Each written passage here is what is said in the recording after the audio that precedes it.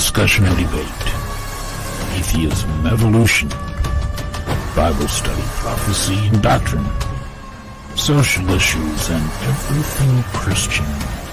These are Hot Topics with your host Eric, a.k.a. Wolfbitn. Welcome. And hello, this is Eric, a.k.a. Wolfbitn. Thank you very much for showing today. Thank you very much. This is Hot Topics, and today we're going to have an interesting little thing. We've got a thing going on with Mr. Connor McLeod of Nemesis, who is here today to debate with me.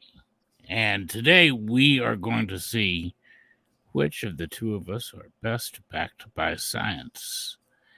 Is Connor with evolution and abiogenesis best backed by science, or is Eric, aka Wolfbitn Jewel, best backed by science with God and creationism?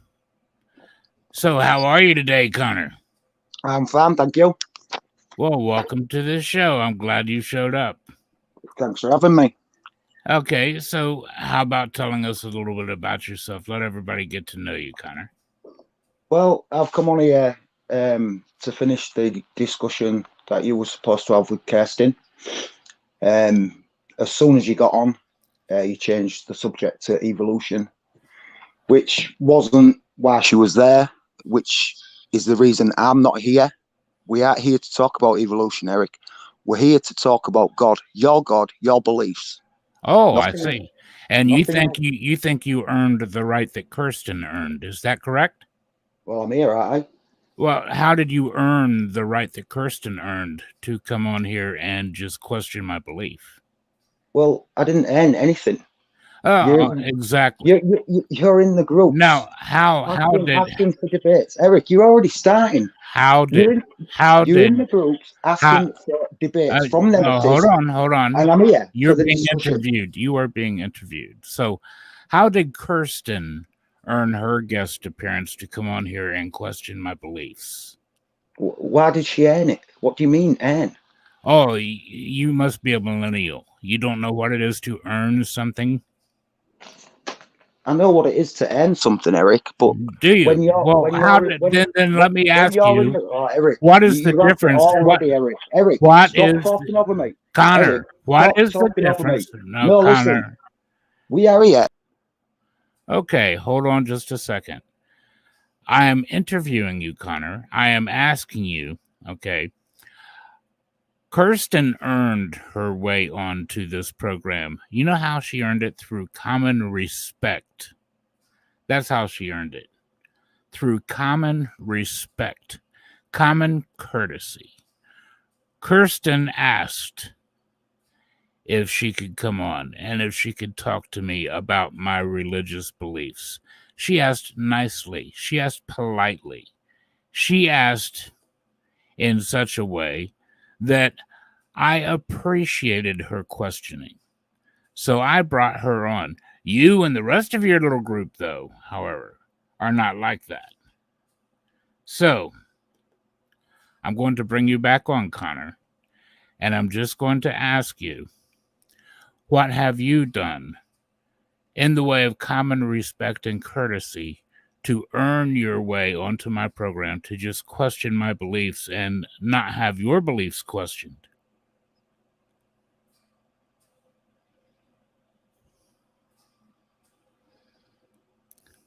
You may speak now, Connor. You're back on.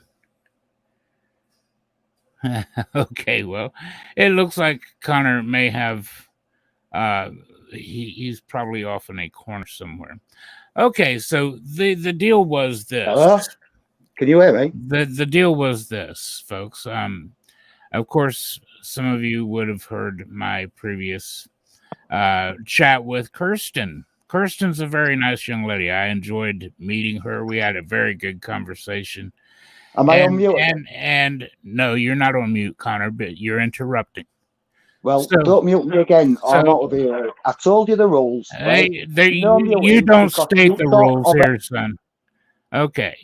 So, Connor, you dropped back out until you can stop interrupting, son. We're at the very beginning of the little broadcast here, where everything is being introduced. So, you see, Kirsten was the young lady that was from Nemesis. And she, hello, Bill. Hello, Raw. Good to see you guys today. Kirsten is the young lady that was from Nemesis that I brought on to my program because she asked if she could come on and question my beliefs. I said, yes, of course you can. And so I brought her on to question my beliefs. Now, Connor, on the other hand, is a little smart aleck, and he hasn't earned a thing. He wanted to just come on and be one of those people. Okay, Connor, are you dropping out? Are you quitting? It looks like Connor left the backstage area. So let me jump back over here.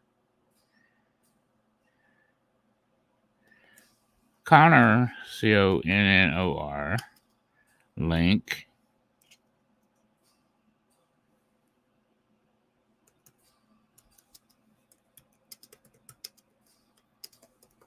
And we will see if Connor is coming back. You see, here's the deal. Connor is afraid to come on here and mutually discuss. See, I'll discuss my beliefs with anybody. I don't care who they are. Okay. But when people don't understand common respect, I love you too, Raw. God bless you, brother. And hello, Bill. So when people come on and show a little bit of respect like Kirsten did and just ask nicely, can I come on and ask you about your beliefs? I said, sure. But when somebody wants to demand that they be able to question me, and when they demand that they are not going to put their own skin on the line and debate their beliefs against mine, I have to point out, first of all, that they're frightened. They know that that's a debate they cannot win. So that's okay. Excuse me, Brother Bill. I'm trying to do something with you here, my friend. Pardon me. Well, and Brother Raw as well. Okay, you guys can officially watch that if you like.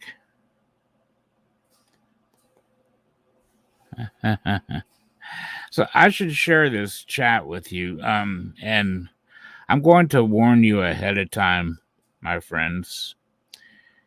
This isn't exactly PG. So beware. I'm going to show you this chat though. You're going to see this. So I'm putting this back in there. Of course,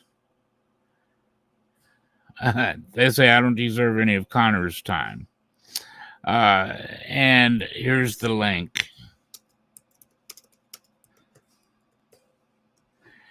So they say, let me see. Oh, I need to go somewhere where they need oxygen tanks.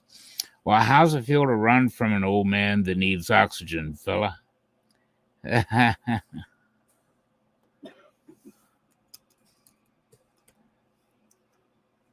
Okay, they're saying that Connor wins because he doesn't want to have to debate his beliefs as well as mine. He just wants to deny my beliefs. Okay, so let's humor that.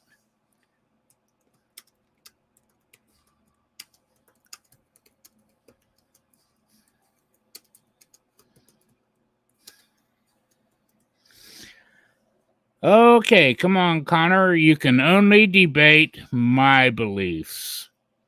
LOL.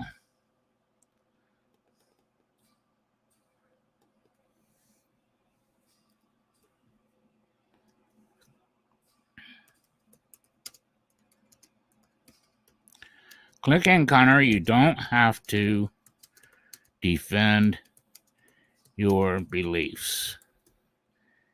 We will only debate mine. I'm going to give him now. You see, I know what Connor wants to do. He knows that he can't win this debate. He knows that if I bring him on and he has to defend his beliefs as well as mine, that he cannot prove evolution. He knows that. So he's afraid to do that. So he doesn't even really want to debate my beliefs. What he wants to do is come on and reject and refuse everything.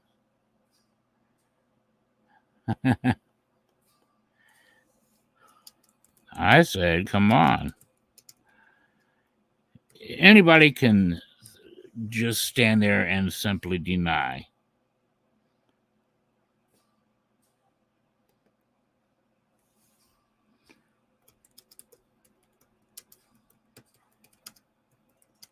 Is Connor running from only debating my beliefs? I think so.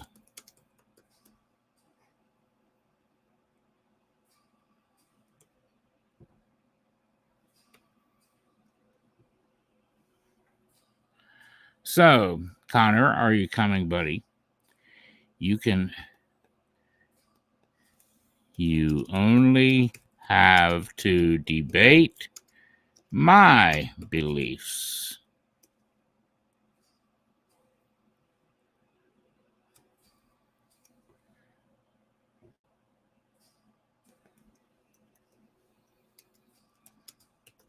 I'm too busy laughing to rage.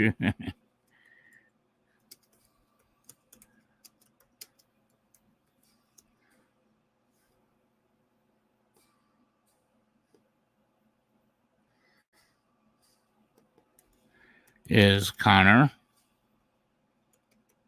afraid now to debate just my beliefs?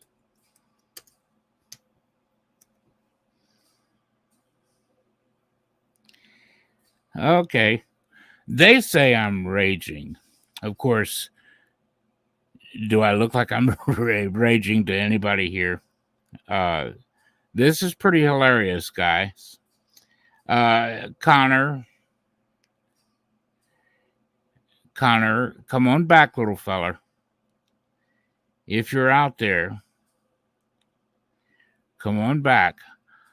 I won't make you debate your beliefs, son. I won't make you debate evolution. I won't make you debate abiogenesis. We will just debate God and creation. How's that? I'll give that to you, son. I'll give that to you. Come on now. Don't be afraid.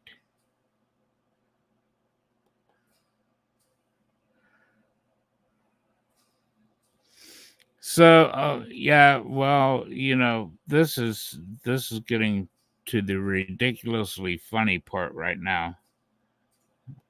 They say I broke the debate challenge.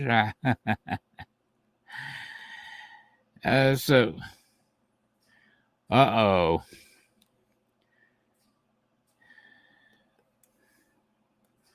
So Connor is afraid now to just debate my beliefs, and this is on permanent YouTube record.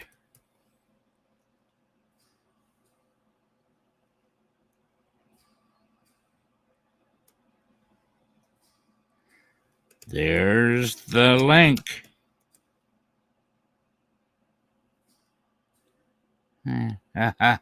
They say Eric is panicking. Oh my gosh. This is Nemesis, folks. This is Nemesis. You see what Nemesis is. There are a bunch of clowns that say that they're in this to defend science. So, look at them hearting each other's comments. That's so sweet. That's so adorable.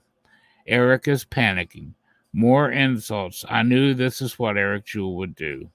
Eric Jewell, you broke the debate subject straight away. Oh my gosh. Okay. Well, I'm dropping that now. And little Connor doesn't have to defend his beliefs. Connor isn't here. Oh, so Connor has left. Oh, well, that's just too bad. So while I'm here, if since nobody wants to step up, I'm going to give my presentation anyway. Okay, if every one of you are afraid to debate God, the record will reflect this.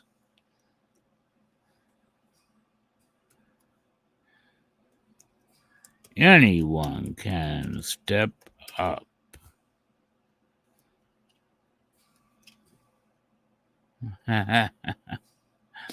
Okay, so it looks like they're afraid to step up now. So that's okay.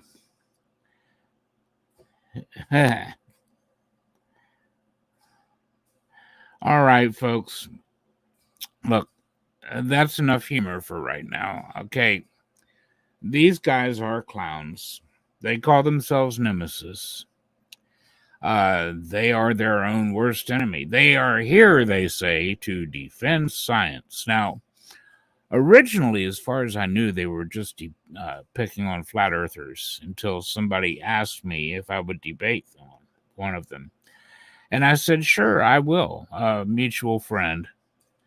This is not just a Facebook group. They do have a group, but they don't call their group Nemesis. They just call their little gang Nemesis. And what I was just posting in right here is one of their chats. The one that says Eric is a coward. The one up here that says Eric is a coward. So, that is one of their chats that I had occasionally dropped down into to. I admit I taunt them a little bit from time to time because of their mean-spiritedness, and I just have a little fun with them. So, what I do want to do while we have this, little bit of a time, and it's obvious that he's not going to show, I'm going to show you what Connor would have lost anyway. Okay. First of all, I want to say this. I'm very happy to bring anybody on here and talk. But there's a difference between people that show respect, common courtesy. I don't ask people to bend over and kiss my butt. But there's such a thing as common courtesy and common respect. And a lot of millennials have none of that. And it's not just millennials. There's a lot of people these days that, in general, that do not have any common courtesy or common respect. So I figure if mom and dad didn't teach them something, then I'm going to try. Now, I don't hate these people. I love these people, but there's a point to be made here. They have a couple of friends in that group, in the group that run with them. That, like Kirsten, for instance. Kirsten I had on about a week ago. And she nicely asked me, may I come on to your program and question you about your beliefs? Well, I thought, what a wonderful way to ask, and without hesitation, I said, yes, of course. Let's schedule it. When's the best time and date for you? So I set that right up with her. Now, the whole time she and I were sitting here in discussion, her little group Nemesis, and you can, I left the chat up there in the live debate or the live discussion. It wasn't a debate, it was just a discussion. I left the live chat in there so everybody could see what her little group was doing while she was sitting there being respectful and courteous and talking like a normal human being. And you heard Connor right there from the beginning. He couldn't have a conversation. He didn't know what respect was. He wouldn't let me draw the difference between him and Kirsten and her asking and his lack of courtesy and respect and demanding. When you're being called names, and I don't mind being called names. I don't mind that at all. But, I'm not going to reward it. That's just stupid. That's why I told Connor if he wanted to come on this show, what he would have to do if he wanted to ask me about my beliefs was put his beliefs against mine, and let's see which of the two of us science best backs. I did that for a reason. Number one, I know he can't do it. Number two, I'm trying to teach him a lesson about respect. There's a difference between him and a difference with Kirsten. Kirsten, I can reward. Connor, I cannot. Although, I'm happy to bring him on. I'm happy to discuss God. So, here we go now. I'm going to pull a few things up for my friends here. I want to show you guys something. Now, there's something really interesting here.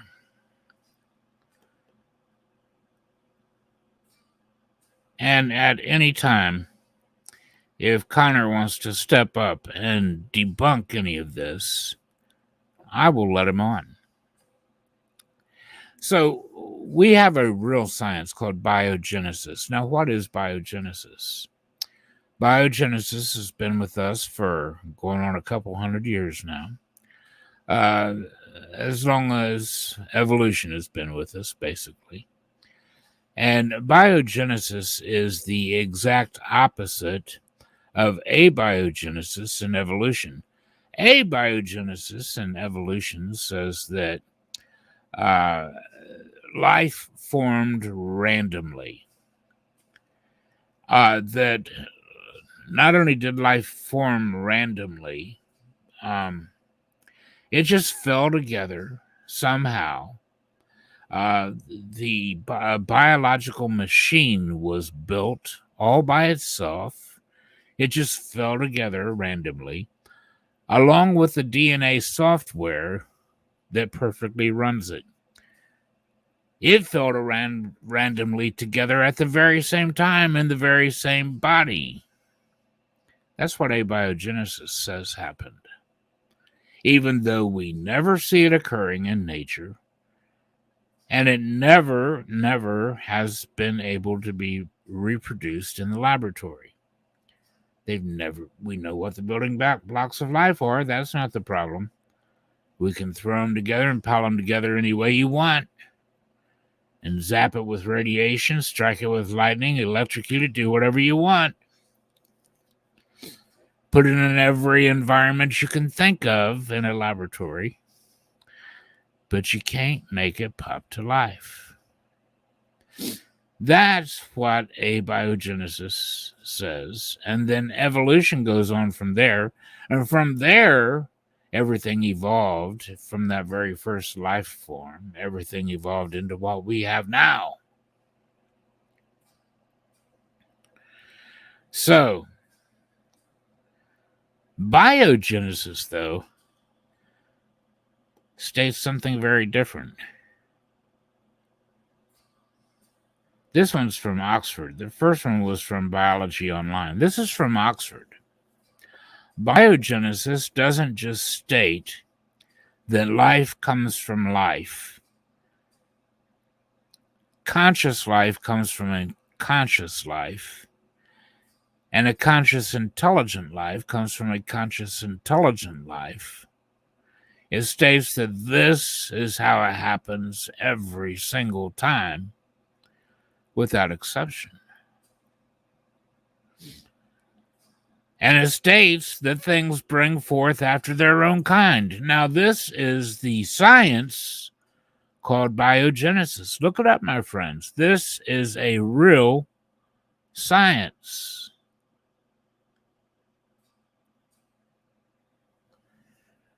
Biogenesis, remember that. It's your friend if you're a Christian.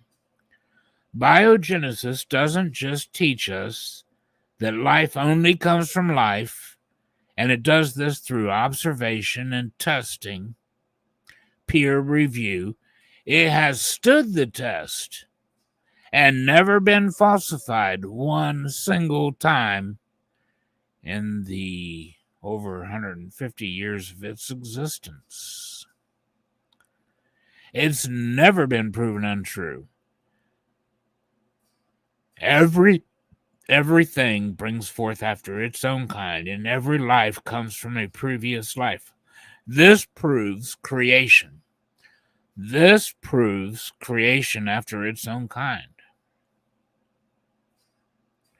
This proves that the theory God created holds up under pressure, my friends, under scientific scrutiny.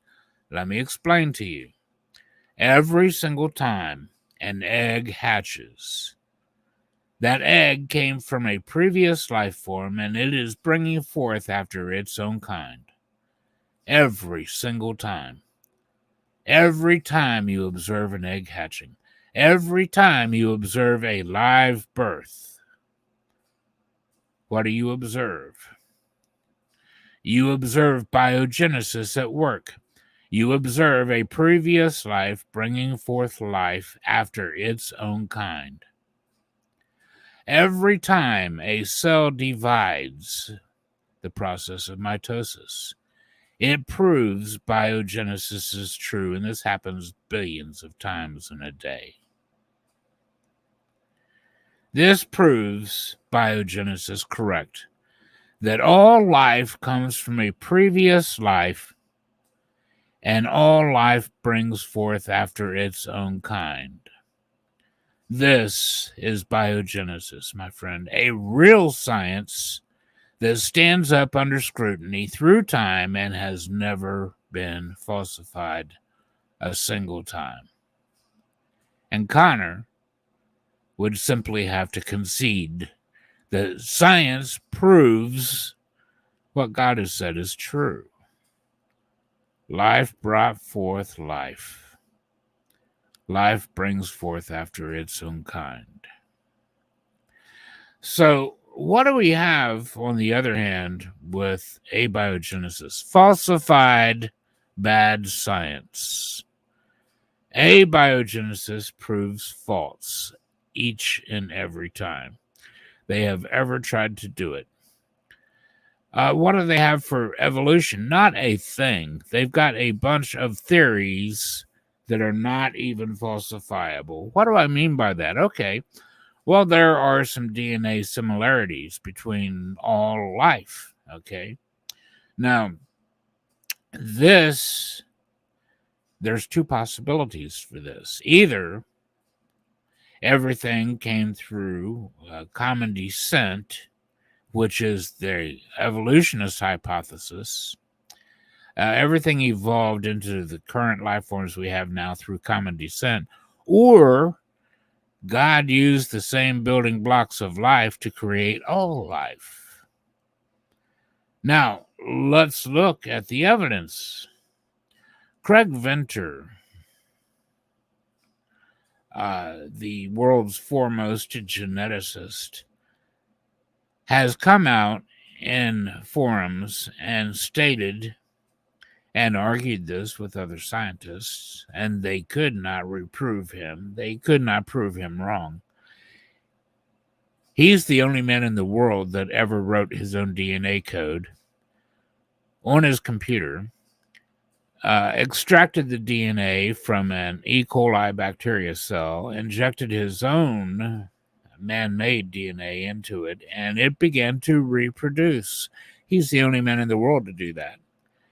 He was the first man to map the human genome before teams of government and corporate scientists could. And Craig Venter says there is no evolutionary tree of life of common descent, and that the DNA proves it. So there you have more falsified science on their side. They claim we have transitional fossils, but to prove that those are indeed transitional fossils, they need the DNA. You have to have the DNA to test a lineage.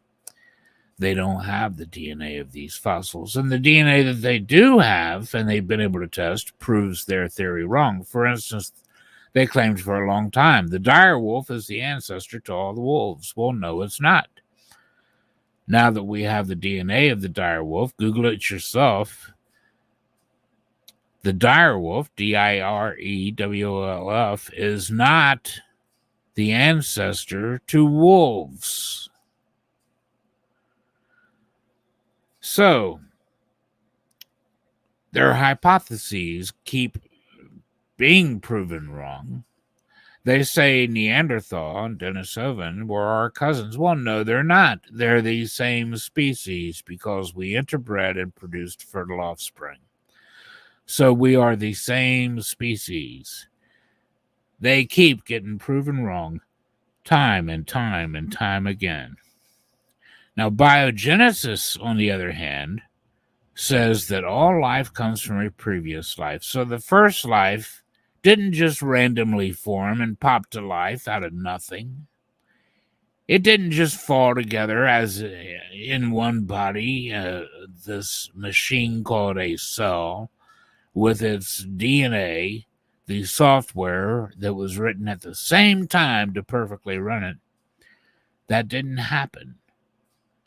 Biogenesis teaches us that these things are brought about. These things are created by previous life forms. So if we go by what science teaches us and what we actually observe, we have to admit that life brings forth life, consciousness brings forth consciousness, intelligence brings forth intelligence, and you have to have a living, conscious, intelligent creator to bring forth living, conscious, intelligent creators. Us. This is what the science of biogenesis teaches us. This is what we observe.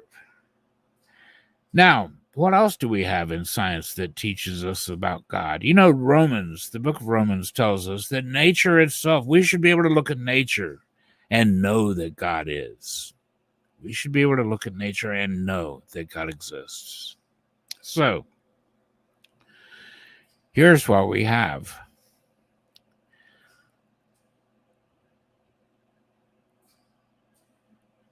I'm going to give you a short history of the universe.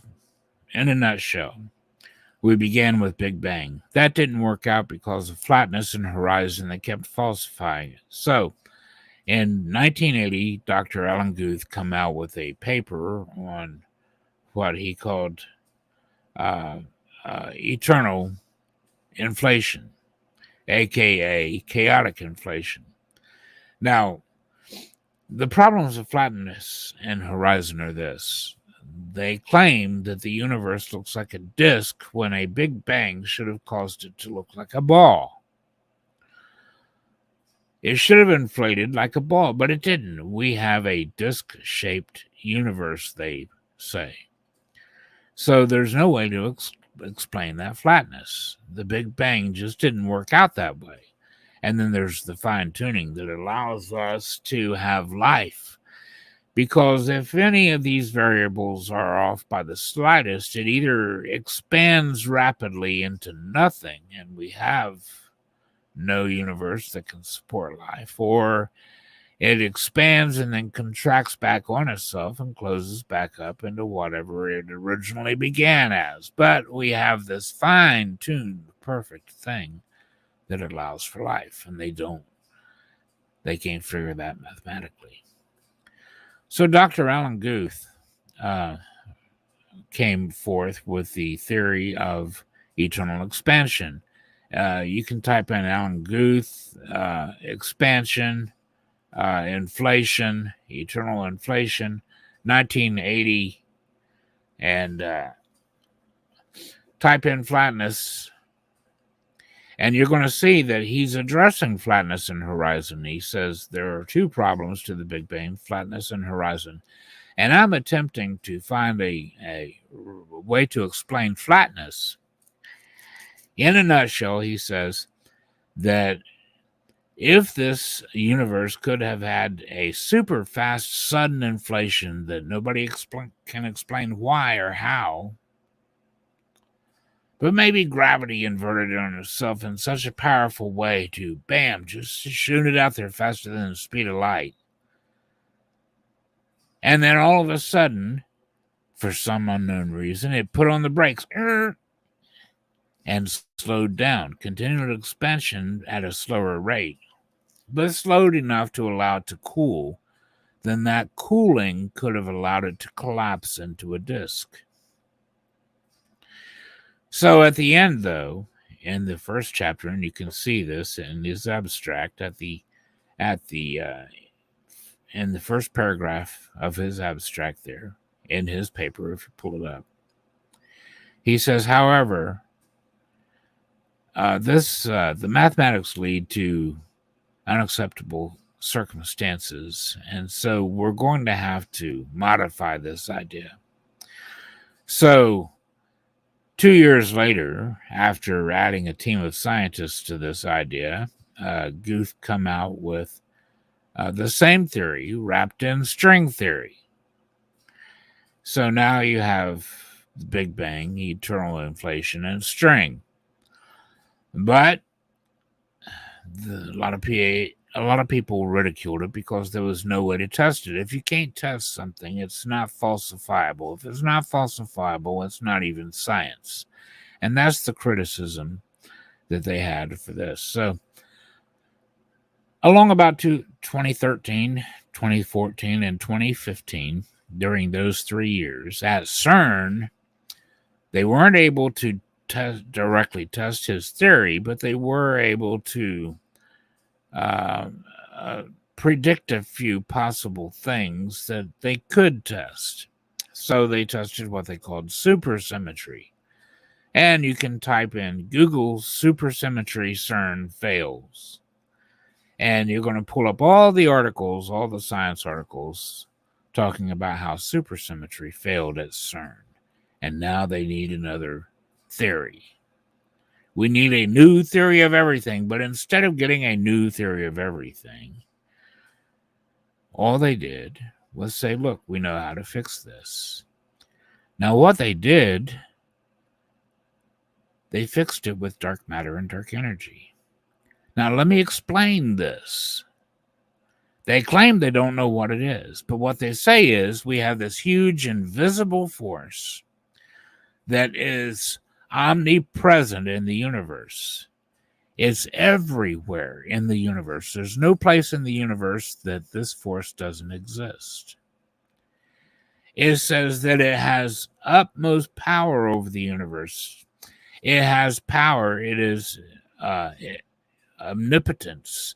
It has omnipotence over the universe, and that it is what is expanding the universe right now, while it is also holding together the universe. Now, let me explain something to you non-believers out there. You see, every one of the forces that our astrophysicists are claiming that they now observe in the universe, this invisible, omnipresent force that's holding all of the universe together, these are attributes that God said are his 3,500 years before you ever heard of dark energy and dark matter. The Psalms and Isaiah tell us that God is stretching, present tense. God is stretching forth the universe like a curtain. That's exactly what science astrophysicists predict because of Mr. Hubble. Redshifting, his observation on redshifting. They said this means the universe is expanding many decades ago. And we were told this 3,500 years before Mr. Hubble, that it was God who was expanding the universe. How did they know the universe was still expanding? They say dark matter is our universe, our galaxies should be flying apart because of the atomic weight of the stars and the planets and the rate of spin. They should have been flying apart, but there's something holding it together. They say this is dark matter.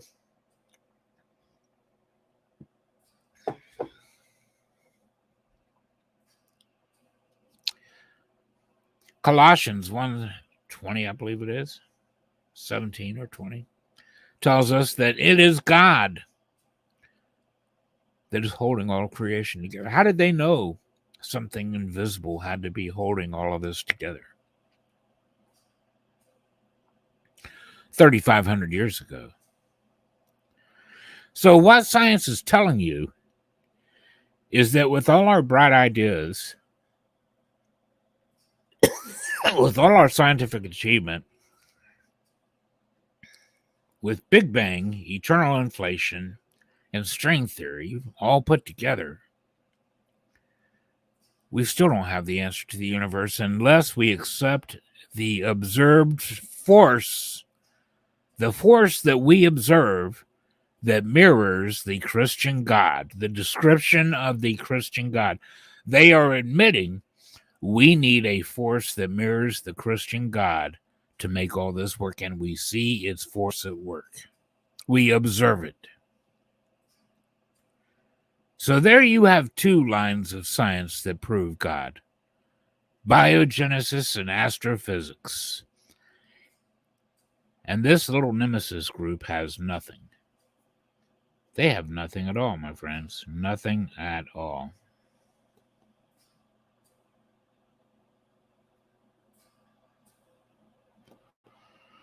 That's right, my friend. Biogenesis. Biogenesis teaches us that God did it. Teaches us that life comes from life and that things keep bringing forth after their own kind. And astrophysics teaches us that there's a force out there that when everything else falls apart, all of our hypotheses may fall apart. There's a force out there that they observe that makes it all work. And that force, and it's every known descriptor, fits the description of God given to us from the King James Bible. Now, you see, this force is invisible. This force is omnipresent. You can see it right here. You can Google dark energy and omnipresent. Google it. You're going to see that come up in any number of scientific writings, scientific magazines, scientific peer-reviewed articles. It's omnipresent. There it is there. Dark energy, omnipresent.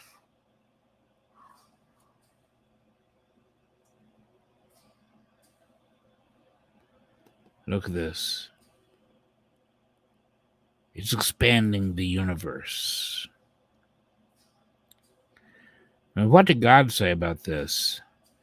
You see, it's God that stretches forth the universe, my friend. It's God that stretches forth the universe.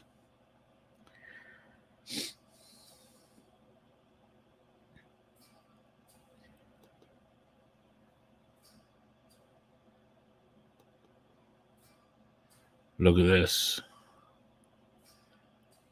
Dark matter is the glue that holds creation together. It keeps the galaxies from flying apart. Here we see that's God's job. They knew a long time ago, 2,000 years before we knew about dark matter, that God is holding all things together. They knew everything had to be held together. How? Because God said he's the one holding it together.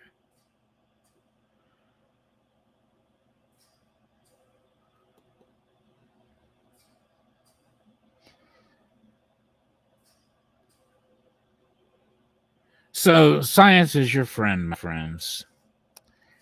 And Connor,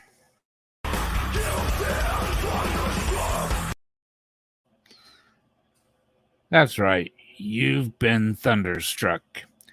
Atheism.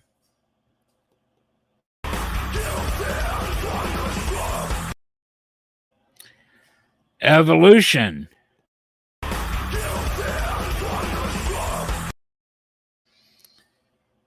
You've been thunderstruck.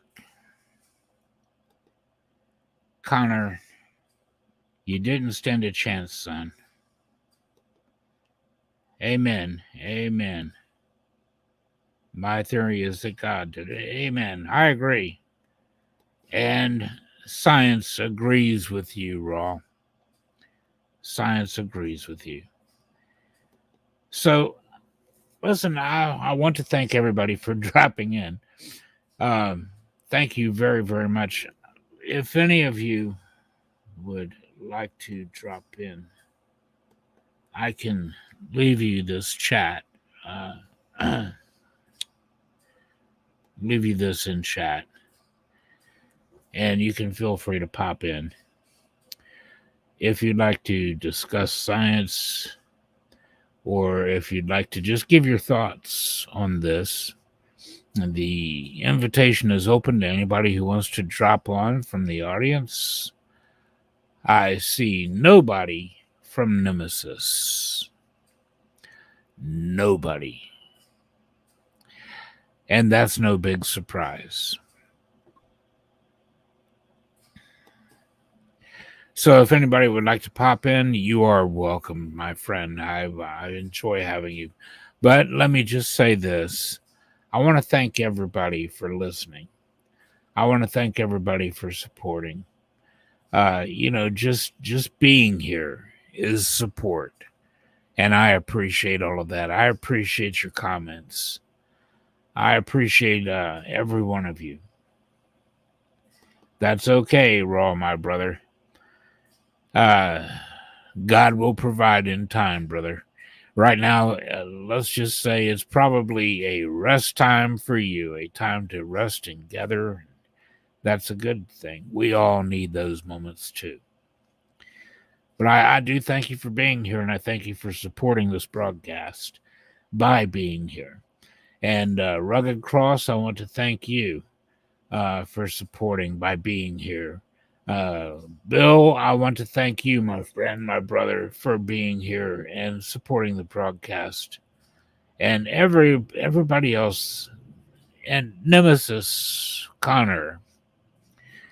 Listen, I don't hate you guys. I do try to teach you what your mama and dad never taught you. And I don't feel bad about that, and I'm not going to apologize for that. To try to teach you common courtesy is a good thing. To try to teach you common respect is a good thing, since you've obviously never learned it. But I don't hate you. And anytime that you want to debate me, or I would have brought you back on. Everybody saw. Everybody saw. You didn't have to debate your stuff. I wanted to prove a point. You were afraid to debate your side. You don't have a leg to stand on, and you know it. None of you, not one of you in Nemesis, has a leg to stand on. Not one of you are capable of debating your beliefs in this forum. Not one of you are capable. That's what I was proving. You're afraid. That's the only reason I said we're both going to debate. But I backed off that, and everybody saw it. You had no excuse to not step back up except for your pure embarrassment, your pure shame. And now that you know what I know, what science teaches us through biogenesis and astrophysics, you can feel free to rebut this if you can. You're invited. You can't. To prove me wrong, you're going to have to falsify biogenesis. And you can't prove biogenesis wrong. It backs the Christian. So, here we go, my friends. Raw, I'm very glad I've met you too, my friend. I love you. I love Brother Bill. I love all you guys. And so, it's been almost an hour. That's all we need. God bless you guys, man. Thank you very much. I'll see you later on. And we're going to have a Bible study at 5 into chapters 10 and 11 of Zechariah. So if you'd like to drop by. Oh, very cool, brother. Very cool. I'm glad you enjoyed that, Raw. I'm glad you enjoy it. In about 2 hours, I guess it is, we're going to be doing the 4th installment of that study on Zechariah, chapters 10 and 11. And then chapters 12, 13, and 14 are my favorite chapters yet of the entire book. I'm really looking forward to that. I'm really trying to decide whether I want to do that in 1 installment or 3 installments, because there's just so much in those 3 chapters that's so exciting, that talks about the Armageddon, the end times, Armageddon, the millennial kingdom. Who enters the millennial kingdom? What happens? What's it going to look like then?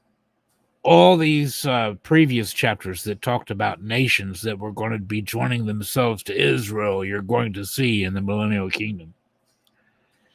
So I'm really looking forward to that.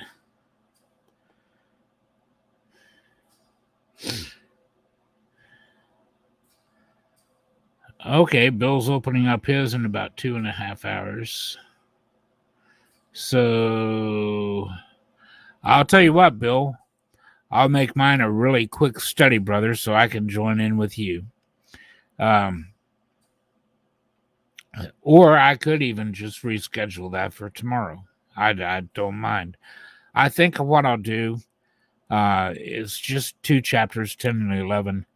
I will go ahead and read them and talk on them for about half an hour, and then I'll just pop right over there to you, brother, so I can join you. And yeah, Raw, it looks like we might overlap for a couple of minutes, but I want to make sure we don't overlap any longer than that. I'm going to wrap it up just as soon as I possibly can. And I think I can do these 2 chapters in a half an hour. So, okay, Brother Bill, I look forward to the notes. And I look forward to your broadcast, my friend. Thank you for joining me. And thank you, Raw, and thank you all. I love you all very much. God bless you all. This is Eric, a.k.a. Wolfbitn. This is Hot Topics. And this was our special gift to Nemesis. Trying to teach you a little manners, fellers. And you got a freebie. I defended God with science. And now you can have at it. See what you can do with it. This is Eric, aka Wolfbitn. We are signing off. God bless you all. I love